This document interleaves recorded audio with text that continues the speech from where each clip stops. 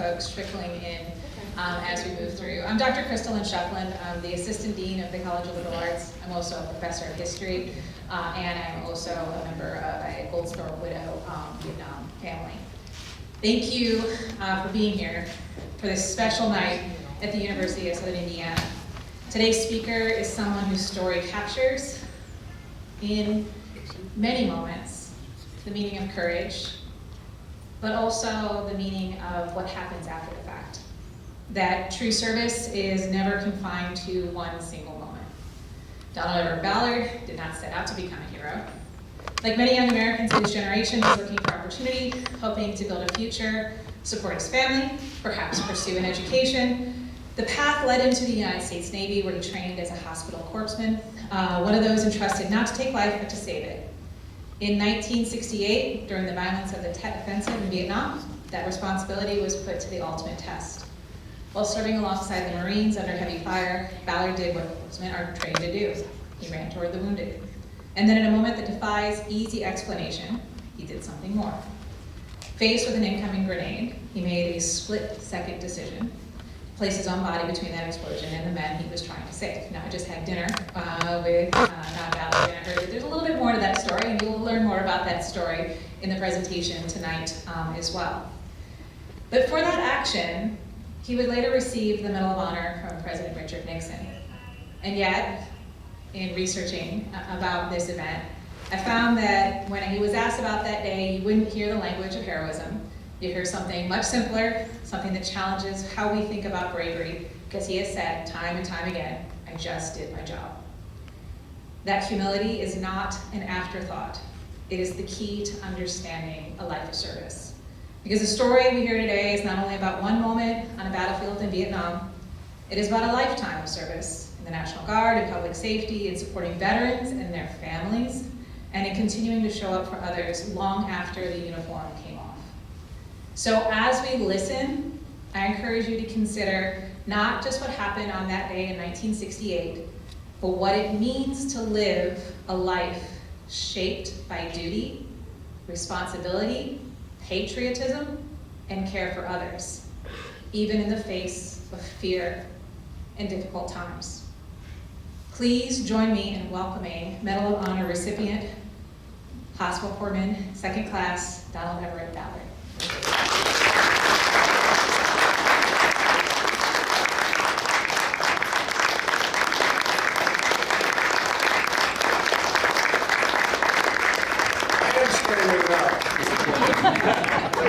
I think I'll sit down. Is that all right?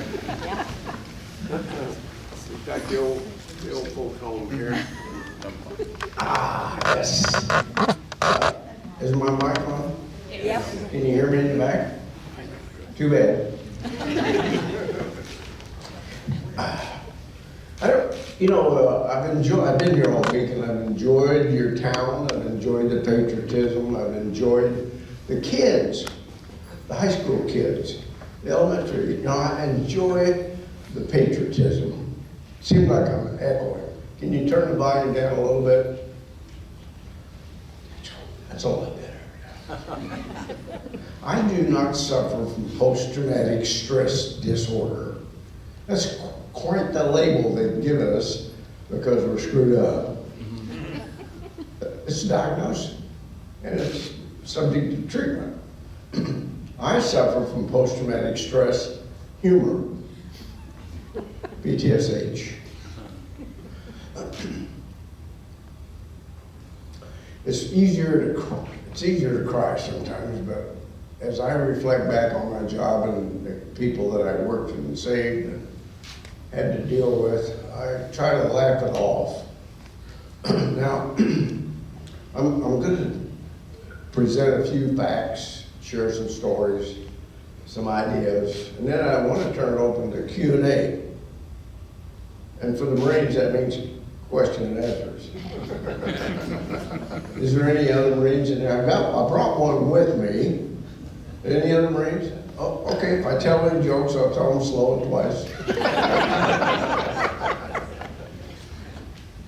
There's no greater love than the Marines and their corpsmen, as that is pronounced.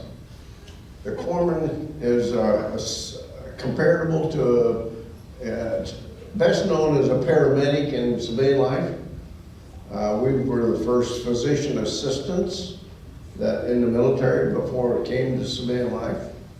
So we pioneered the treatment of trauma because of Vietnam and other war zones and just injury on board ships, you know. We never had any. I have two great doctors here tonight with me. One of them was going to introduce me, but you're fired. She did a much better job. She did a great job. So you're fired. Orthopedic surgeon. He charges too much by the hour anyway. Can't afford you.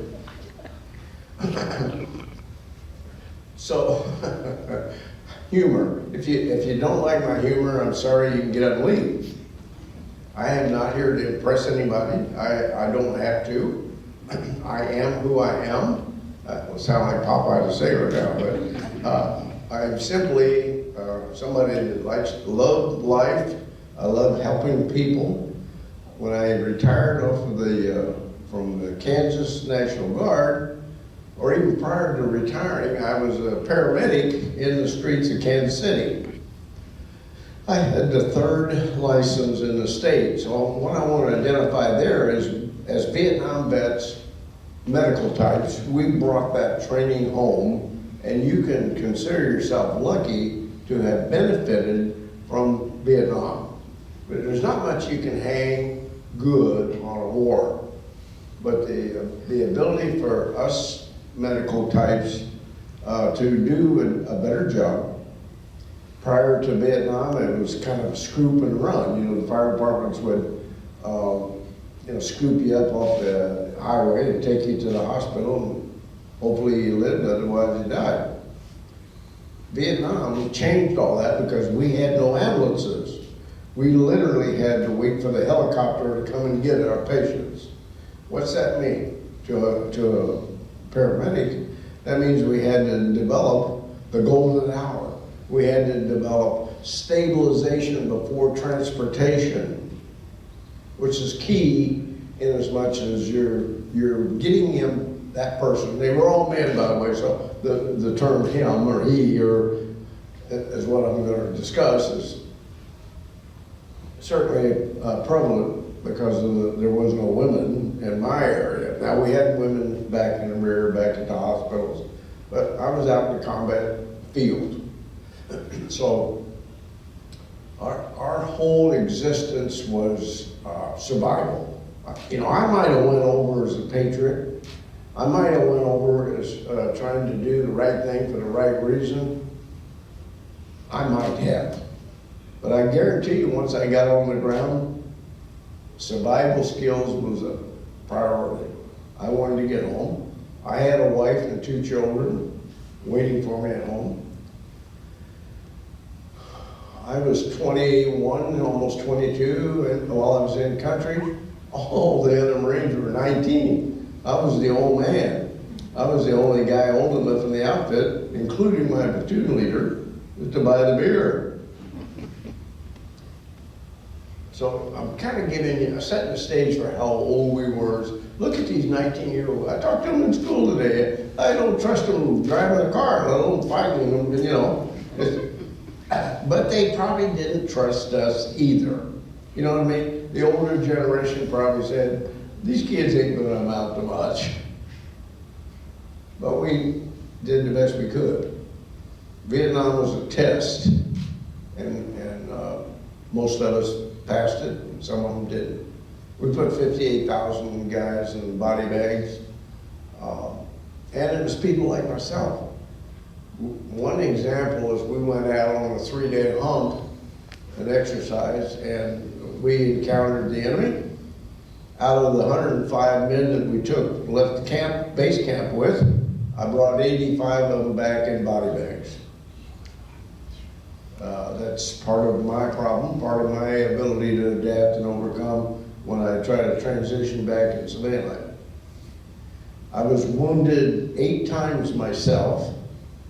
The reason I don't have 8 Purple Hearts is because if you don't have it documented, it didn't happen. And if you don't have treatment in the rear with the gear, with the doctors, it didn't happen, you know. As a corpsman, we treated ourselves because we didn't have the luxury of getting on a bird and leaving our guys, you know, we loved our guys. So we treated ourselves. A lot of times, the biggest problem was preventing infection, you know. But we use different stuff, different treatment, depending on the situation. We loved our people, not the job, not the war. We loved the warriors. We loved the ability because all of us loved each other. So, and how many veterans do we have in here tonight? Okay? I don't have to preach to you the military love that we have. The civilians, I want you to know that there is no greater love than a combat buddy. No greater love. So again, thank you for raising your hand. Thank you for serving.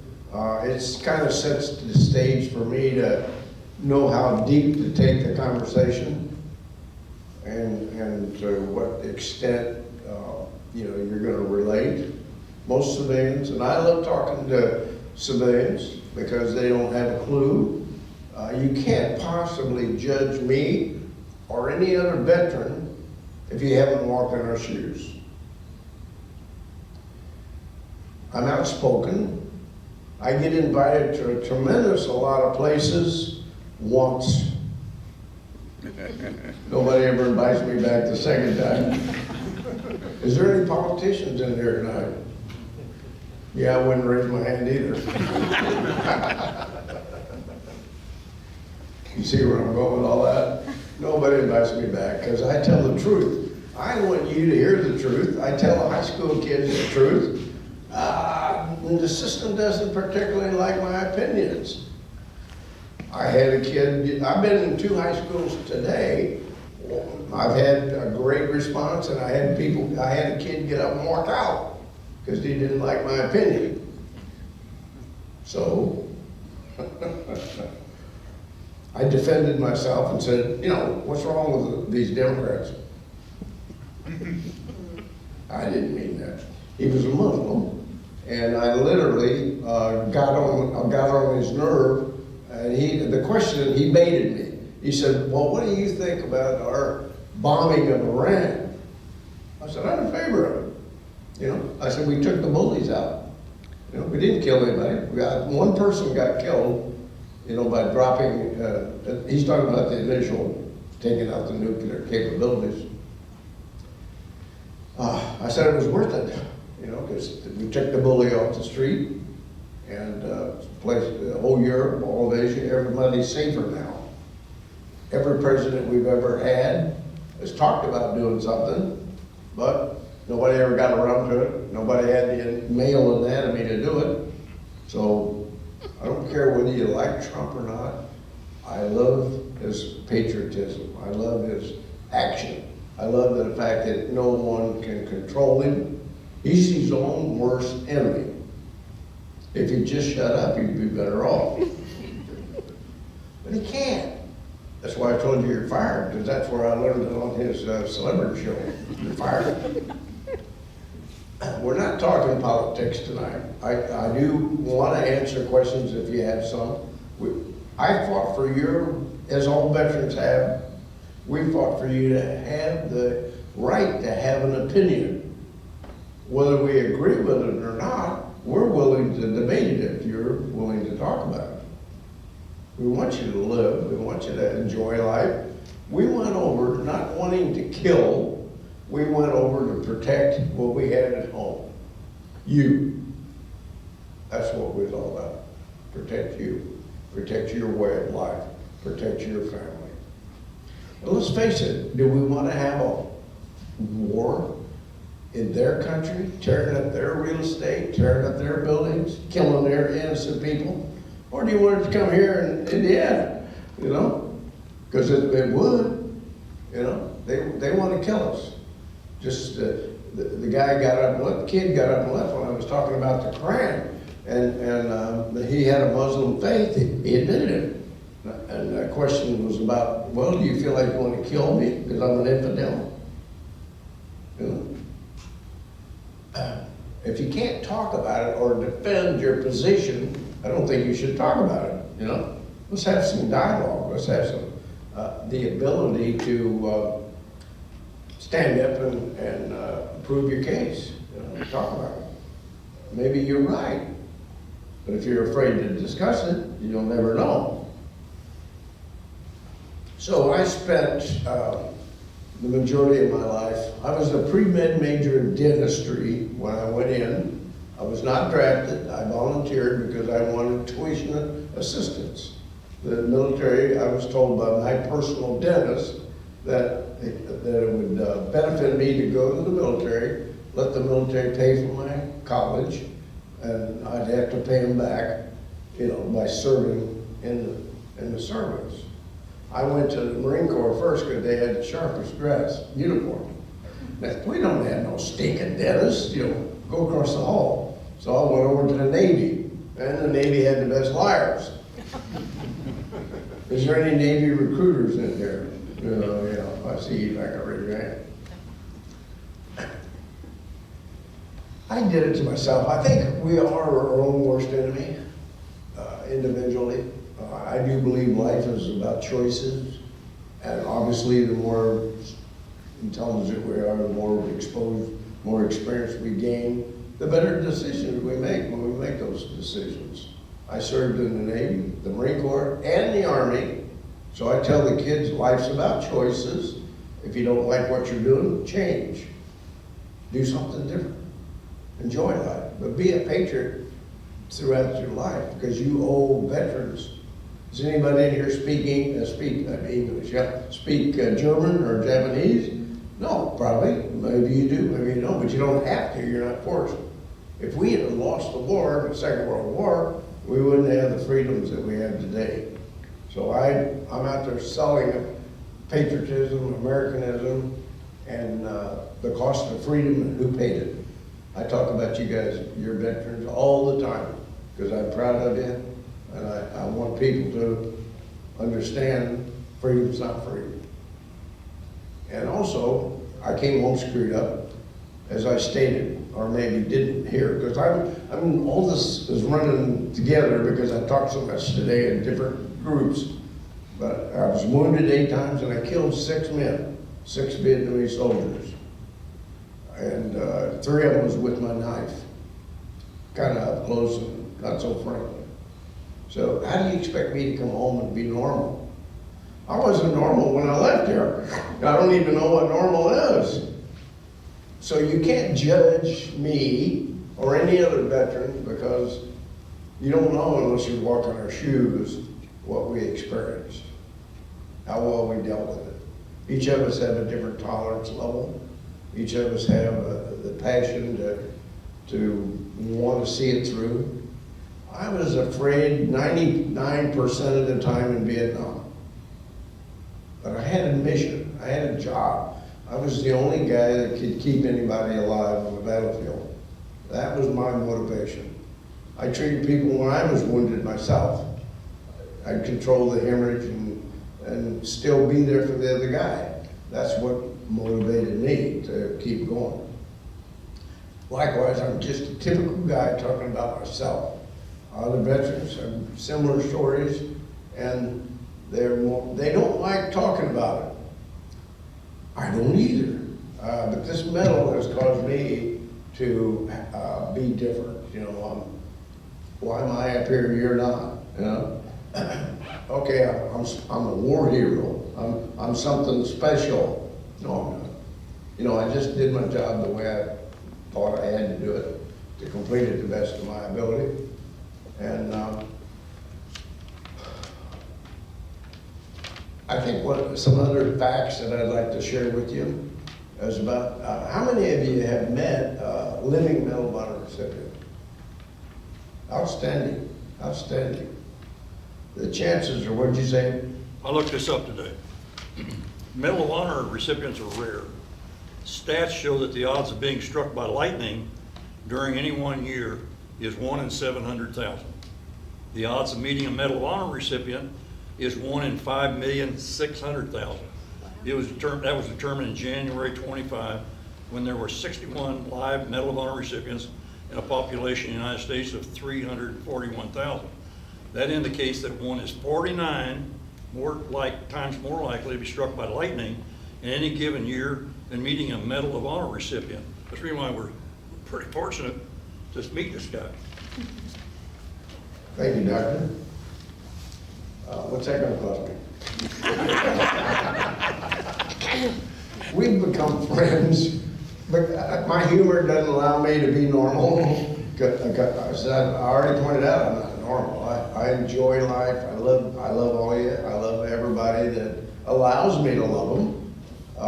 Don't tell my wife, but I try to do the best I can and fit in where I'm invited. I'm not anything special. I went from, civilian-wise, I can tell you that I was a Mustanger. I went from E1 to 06. That's why they call me Colonel. And the funniest part of that journey was I was awarded the medal. They drug me around like a dog and pony show, because that's what the military does. I said, I don't like this, get me the hell out of the military. I don't want to be the puppet. So, Westmoreland, and at the day that he gave me, it was there when Nixon gave me the medal, he offered me a job right there in his office in the Pentagon. I turned it down. And that kind of hurt my career, I suppose, but it is what it is. I'm not anybody's puppet. So, where was I going with that comment? I lost track, sorry. Well, there's one thing, everybody's sitting here wondering, if you fell on a hand grenade, how could you be sitting in that chair? You ought to be in a bag. I wasn't a Marine, so I didn't stick that grenade in my pocket as a souvenir. We pick on Marines, because I can. Thanks, Doc, for being my fall guy. I actually, let me tell you a little story about it. I had, my job was as a corpsman, was to go out and treat the guys where they were shot. No one that the enemy knew where the first patient was. I'm just a secondary duck coming up there, new target, So I was aware of that. So I always was cautious about approaching a wounded Marine.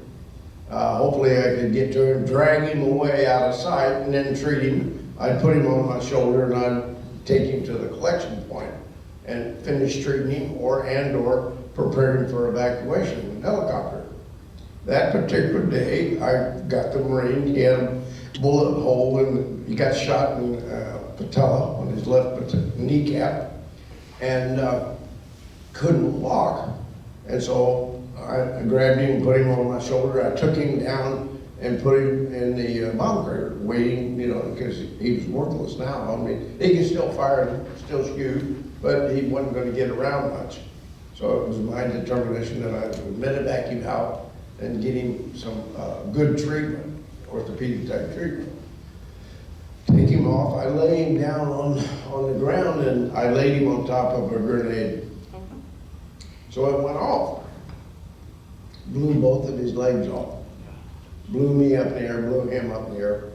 And he captured, his body absorbed most of the blast, given that the bomb crater's concaved, most of the blast went up, took him out.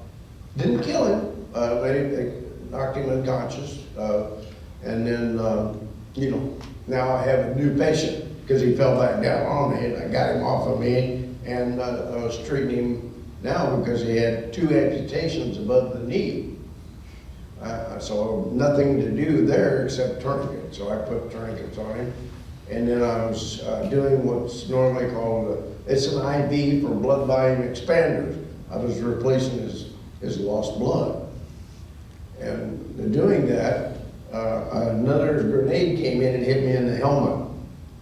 And I'm standing on my knees trying to get this IV in. I thought somebody kicked me. I thought, get the hell away from me. And I looked down on the ground, there's a grenade laying there. So false bravery. I picked up that grenade laying by my leg, and as I said, I didn't put it in my pocket like a Marine would. I threw it away. So false bravery. I said, oh, I can handle this. You know, I don't know, I shouldn't consider doing this for a living, but, you know, that split second, I proved to myself that some action could be taken. Now, keep in mind, I've had 55 years of thinking through this action to defend myself, you know, because I failed at suicide.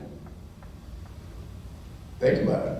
I mean, here I threw myself on a grenade, wanting it to blow up. Not wanting it to blow up, but knowing it was going to blow up. It just took the guy's legs off of him. And it was, you know, right here, depending on a lot of different activities that the grenade was involved in, like the monsoons, that caused the fuse to burn slower because it had been soaked in water and rain. And so there was a lot of variables that caused this grenade, and it was a Chinese communist grenade. I was fortunate, but when I jumped on it, the third one came in, and the Marine behind me kept hollering, "Doc, Doc," and I turned around, and here's a third grenade laying there. So the guy was close, you know, we couldn't see him because they had spider traps, you know, they had tunnels with covers on them that had living plants. They could raise up that door, that hatch, shoot us, throw grenades, and then drop back down, and we're looking around like a dumb guy looking for activity, not finding any movement. We didn't know where the enemy was. And that was pretty, in the mountains, that was the kind of warfare that we fought. Now, you can talk to 6 Marines, you can talk to 6 different Vietnam vets, and each of us have a different story, a different type of weapons, different type of enemy, different type of terrain features. I never saw a rice paddy. All these guys talk about a rice paddy. I don't even know what the hell they're talking about. I never saw one, never had to walk through one.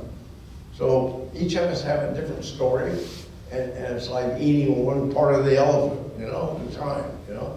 It's amazing, but it takes perseverance and as well as exposure to know there's other possibilities. You know, the first time you hear there's 2 Marines or 2 Army guys or 2 sailors talking about their experience, totally different. And how can that be? Well, there's your answer.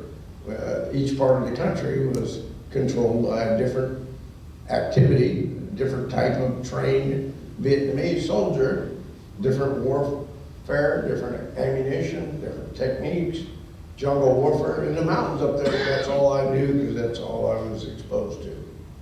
We had booby traps.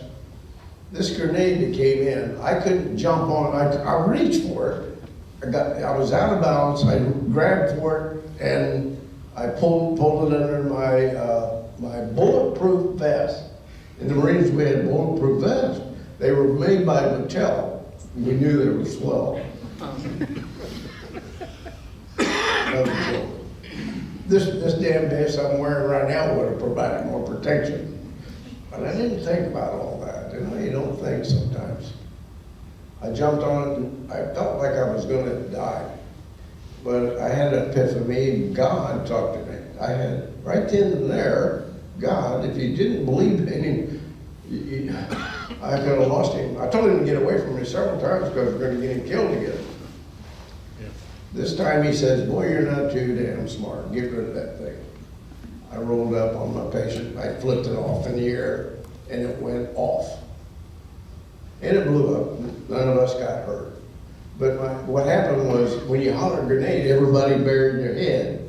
No one witnessed me throwing it away. So my citation says that I jumped on the grenade, it didn't go off, so I just calmly went back to work and left it lay there for the next guy. You know, it might go off in 10 minutes, but the Marines didn't think through that statement.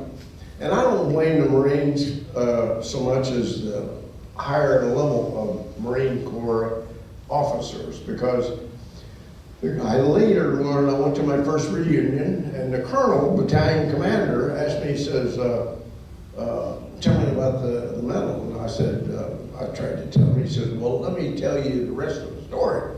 And he said that he endorsed my getting the medal. As civilians, as military guys, we know that any level can chop that recommendation for an award. If you're put in for a Bronze Star, Silver Star, if your sergeant doesn't like you, if your lieutenant says, oh, hell with this guy, if there's jealousy, if there's prejudice, if there's any reason not to approve that, they'll do it. They'll not approve it. So I went through sergeant and platoon leaders and company commanders and battalion and division and all the way to the president. Everybody said something positive. So that's why I'm sitting here today with the medal, because it took them 2 years, that journey took 2 years to decide whether I was going to get the medal or not. Part of the reason was I was not wounded. I'm one of the few Medal of Honor recipients that did not get wounded earning the medal. Most of them are killed. And then second to that, they're at least wounded. And here's this guy from Kansas City didn't even get wounded. I was a strange duck. But I was smart enough, and I claimed that fame, I was smart enough to throw it away. And I was done with it. I didn't even know that I had been put in for the medal. I'd done a lot more serious things than try to commit suicide to get that, get some award. And you don't set out to get an award, you know. It happens. People, let me go back and describe this medal. To me, it means one word is love. I loved my men that I served with, and they loved me. They protected me, and I was the only asset they had to keep them alive. They loved me. Marines love their corpsmen. We love Marines. No greater love than Marines and their corpsmen in the combat battlefield.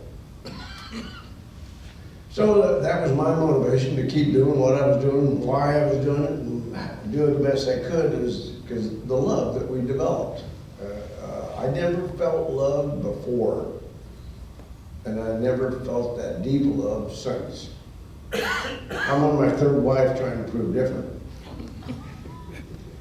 And they dare. She ain't gonna risk her life to save me.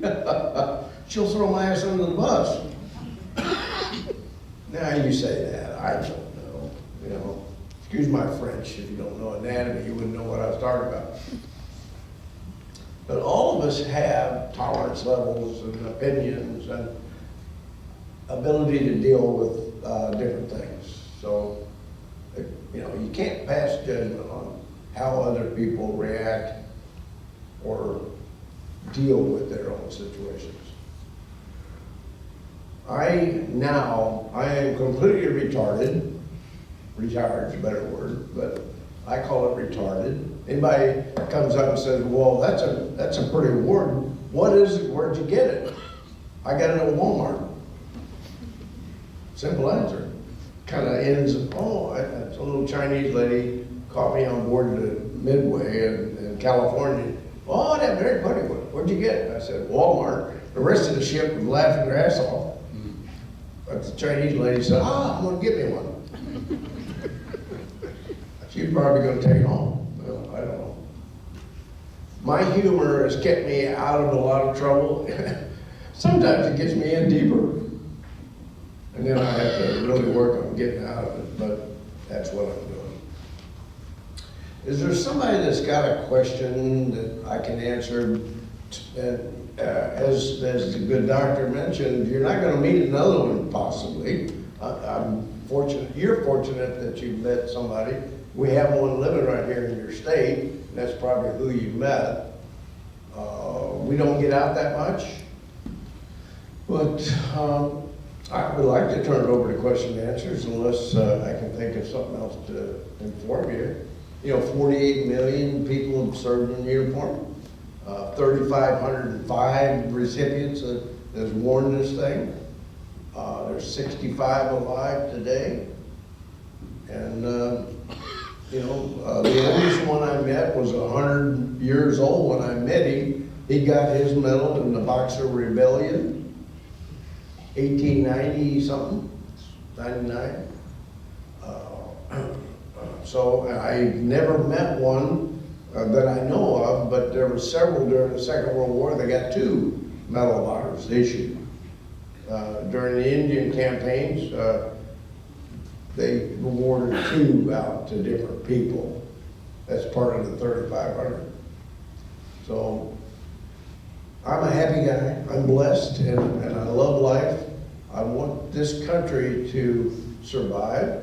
I want it to flourish, and I want the kids to teach our new leaders of this great country what they're not hearing in school and in home and in church.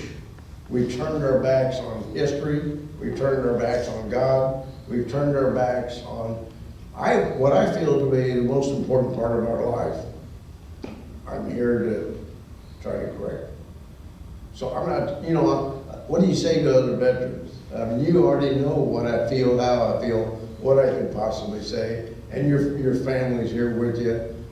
You know. So I don't have to go into a dissertation about patriotism, Americanism. I feel comfortable enough to get right to the Q&A period, because that's what I'm here for. I'm here for you. I could have been back in the hotel room drinking my beer.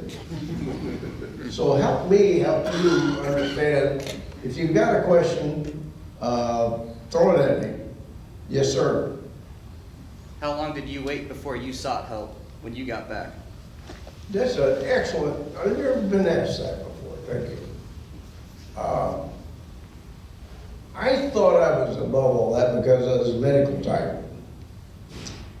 I treated other people, and by helping treat them, I was treating myself. And I've spent most of my life trying to understand the part that doesn't make any sense. The mental anguish, the emotional trauma, the ability to adapt and overcome, the ability to try to convince my family that I know I'm screwed up, but give me some slack here. Let me figure it out. Just give me some space, and I'll try to do it. I'm still seeking treatment. I know more than the doctors that are trying to treat me, because they never walked in my shoes. And I'm bashful shy. So when you tell a doctor that's trying to help you that you know more than he does, he kind of shuts down, right? But it's true. You cannot understand the magnitude of the stress or the pain and the suffering unless you were walking in their shoes. Now they have, there is some belief that if they talk enough, they'll learn it. I don't believe it. I believe that veterans have to deal with their own problems. They have to seek help when they can't deal with it themselves. That takes me into my nonprofit that I want to share with you. At the age of 80, I blessed myself with an amateur ham radio license. Does anybody have a ham license?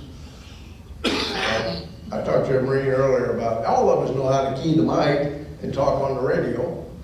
So why? Why did I get off into that? I spent my entire last 55 years trying to help nonprofits, trying to take care of the veterans that either in the clinic or in the civilian life. I treated them. But then when they went home, they relapsed. They had somebody to confide in. They don't have any friends or relations, or they go back to the old poor me attitude. No sense of purpose. So over my journey, I discovered that I want to take a hobby, a very fun, interesting hobby. I have one operator over here that we deal with all the time and talk through it back to improve my understanding of it. Is that when I want to teach a disabled veteran or a veteran at risk, somebody that has no sense of purpose, no He has no quality of life. He's helpless in his mind.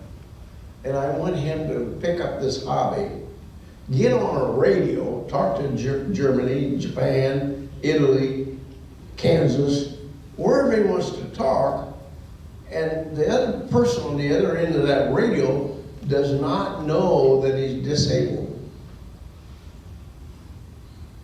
This disabled guy that's wheelchair, bedridden, can't get out of the house, he can develop a new hobby that saves his life. So that's my purpose. And I travel the country selling merchandise, asking for donations to fund the equipment, the training, and helping this person, this veteran, develop a new sense of purpose, new life, that's what I'm all about today, is giving back. So, I've got merch here tonight. If somebody wants to donate to my nonprofit, it's available. I don't ask for it, I just make it available. And if you feel like you want to help me and help other veterans, in a hobby that saves lives, then I'll provide some merchandise for your donation. Good question though. I still seek treatment. And how do I get that? Through my family of veterans. If I'm helping another veteran, I'm identifying that I have a problem and that I'm treating it. This is not a one-guy deal. You cannot treat yourself. You have to identify your problem, but then you have to find the answers. And you're not going to develop that on your own. That's why the psychiatrist teaches you how, they train you to how to find the answers. They don't know the answers, but they give you a direction and a journey that you can find your own answers. And that's what I believe. Everybody ought to go to the VA. Everybody ought to talk to a shrink and see if he can't expose what he's been exposed to. And then maybe the light will come on for you to see a different perspective.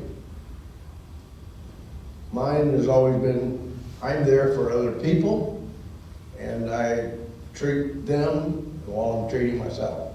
Or maybe it's better said, I actually treat myself when I'm being there for them.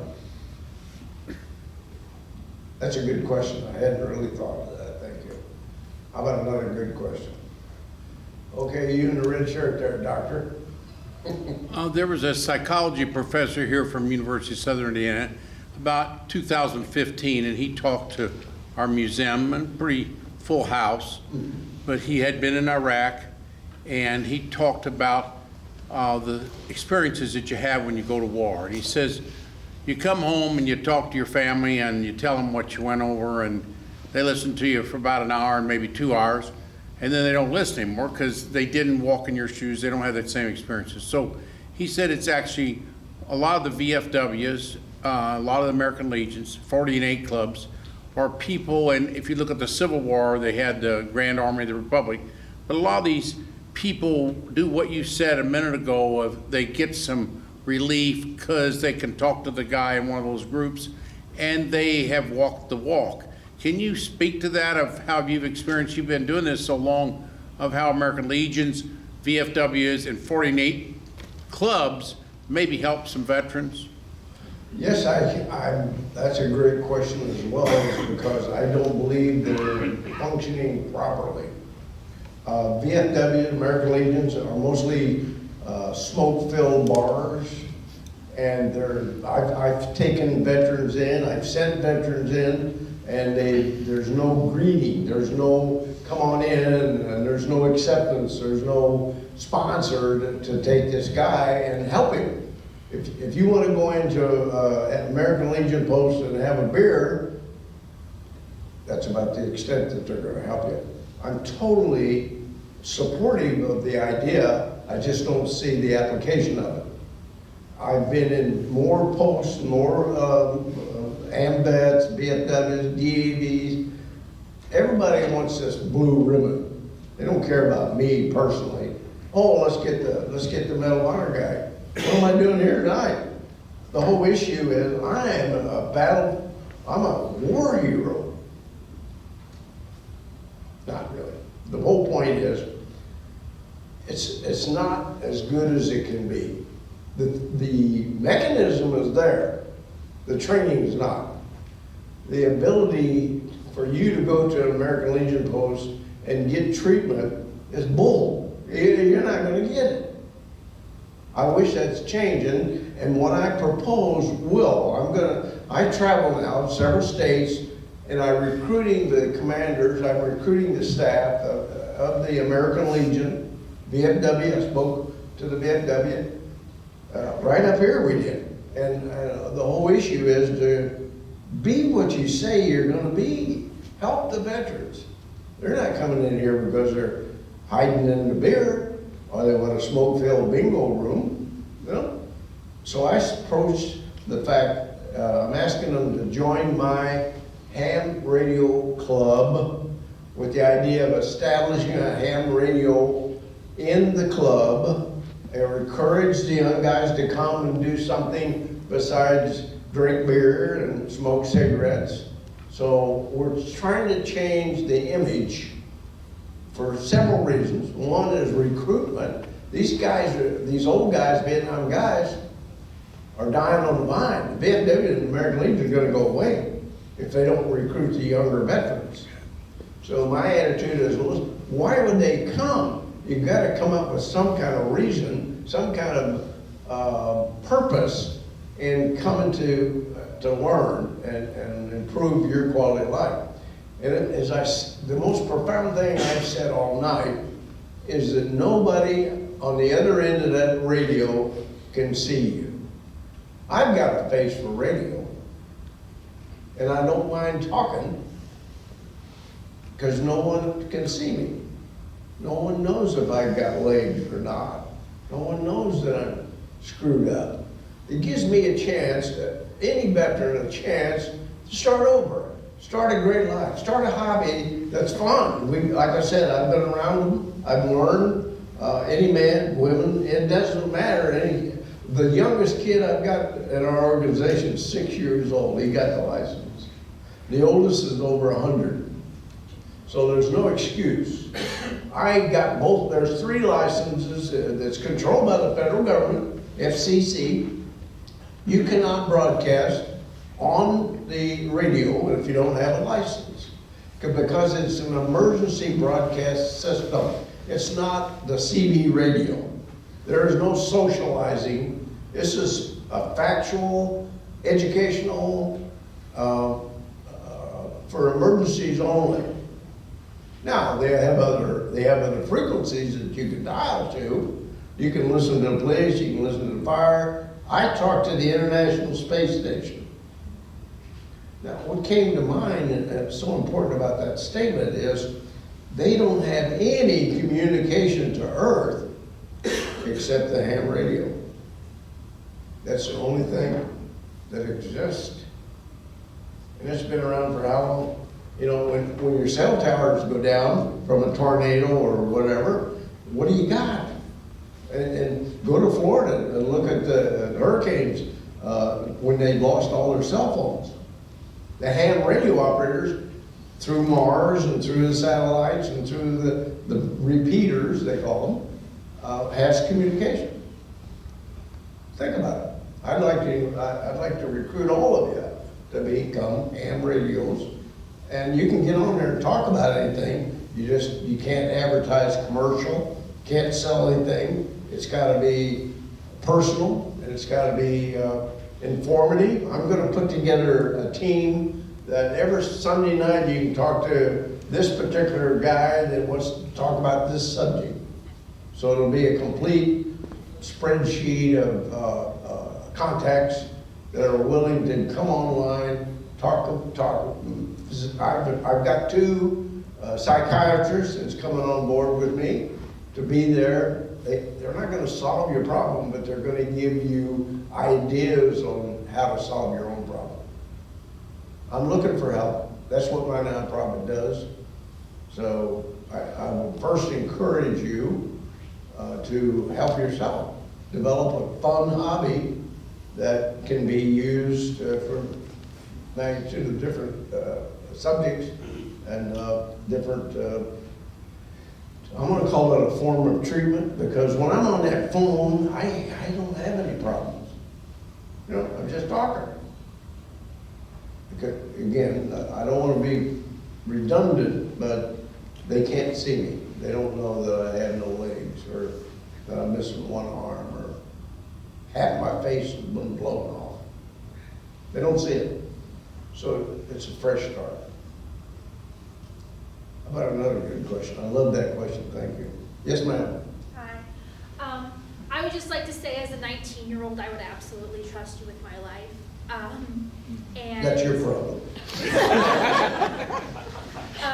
I want to thank everyone for their service, and sir, I especially want to thank you for your service and say welcome home to you.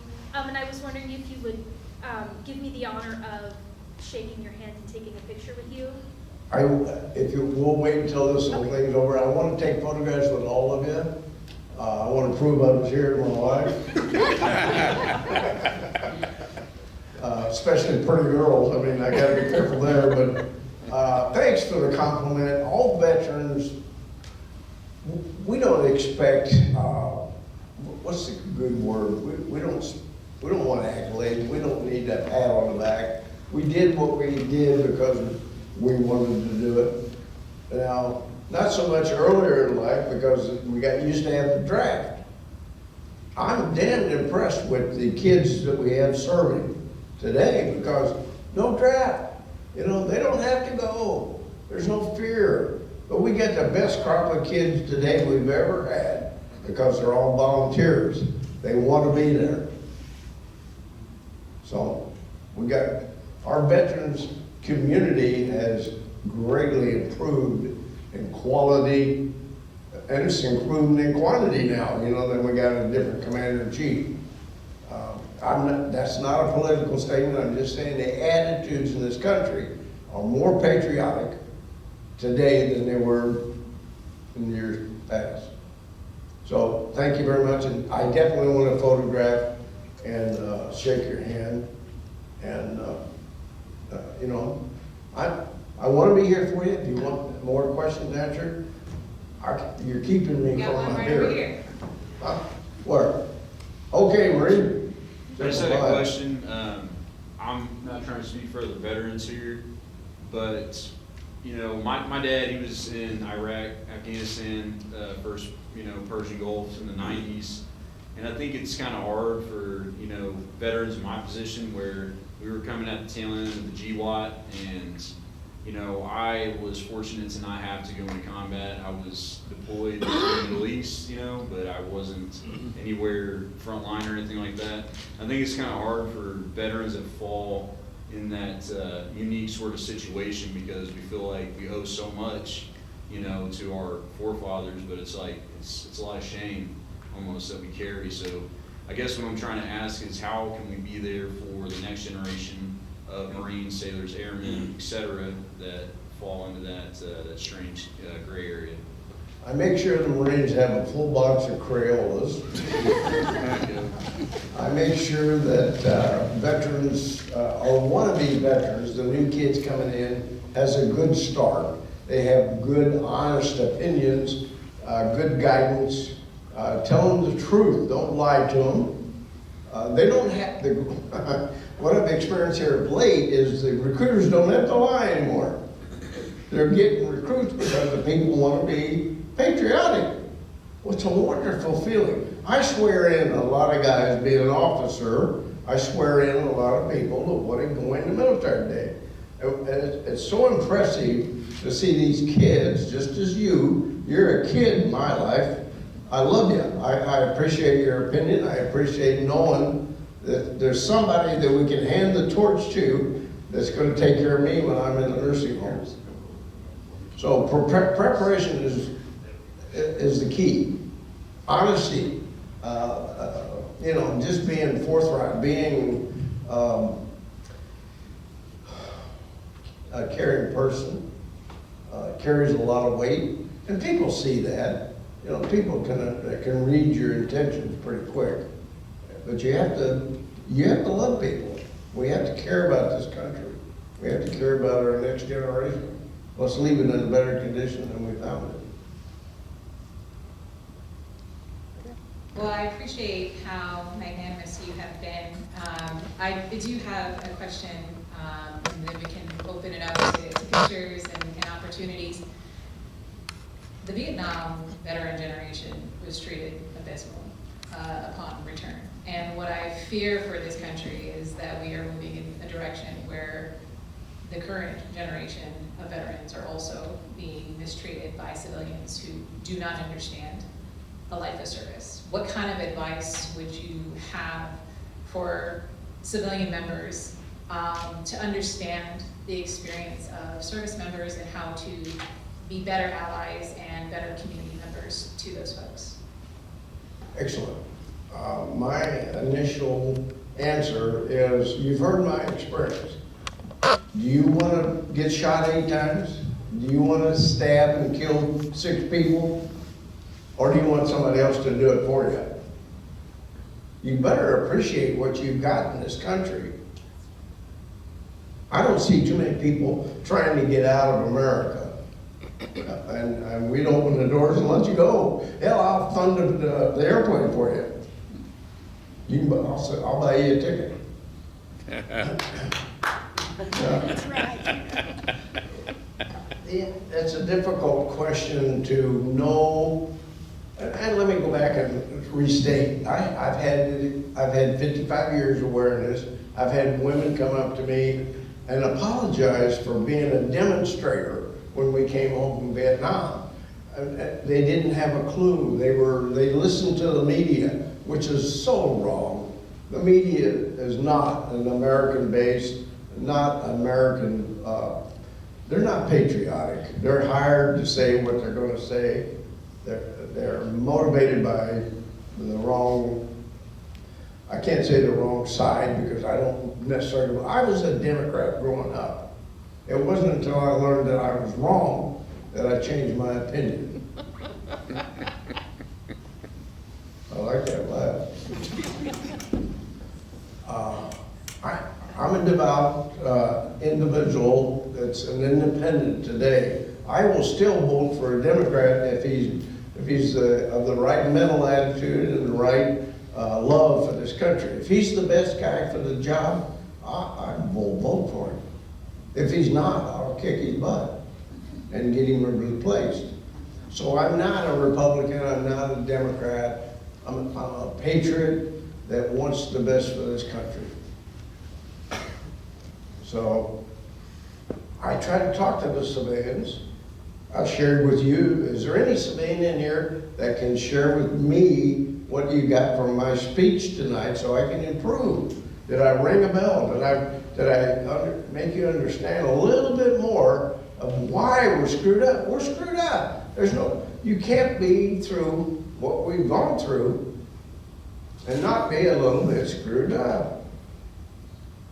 Anybody got an answer for my question?